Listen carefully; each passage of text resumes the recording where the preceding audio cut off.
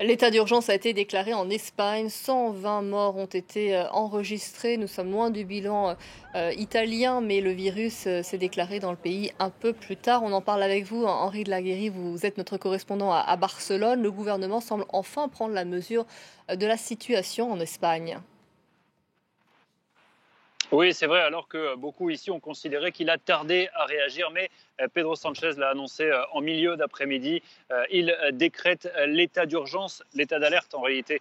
En Espagne, c'est le terme qui est employé ici, mais ce n'est que demain, ce n'est que ce samedi matin que l'on connaîtra les mesures très concrètes. En tout cas, ce décret, c'est la deuxième fois seulement qu'il est mis en place depuis le retour de la démocratie depuis 40 ans.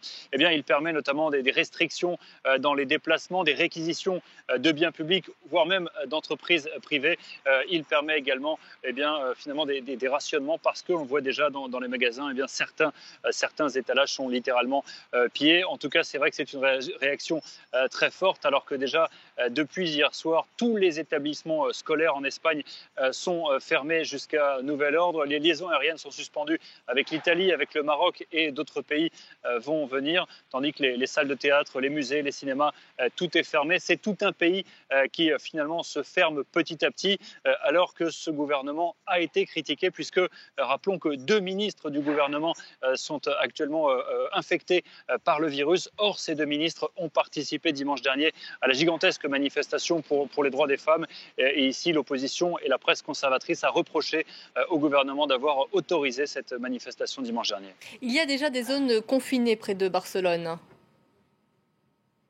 Oui, effectivement, depuis hier minuit, 70 000 personnes sont assignées à résidence. Elles n'ont pas le droit de sortir de leur ville. On parle d'Igualada, c'est à 70 km de Barcelone, à l'intérieur des terres. Et les contrôles de police sont assez spectaculaires. Impossible d'entrer, impossible de sortir. Et finalement, tout le monde ici a l'impression que c'est sans doute peut-être ce qui va se passer à partir de demain, lorsque Pedro Sanchez et le gouvernement aura réuni son gouvernement. Et à l'issue de ce Conseil des ministres, il annoncera quelles sont les mesures concrètes qui seront prises pour lutter contre cette croissance et cette épidémie du coronavirus. Rappelons qu'aujourd'hui, l'Espagne est le 2e pays le plus touché après l'Italie en Europe dans cette crise du coronavirus et qu'aujourd'hui, l'épidémie se propage plus vite qu'en Italie. Je vous remercie beaucoup, Henri.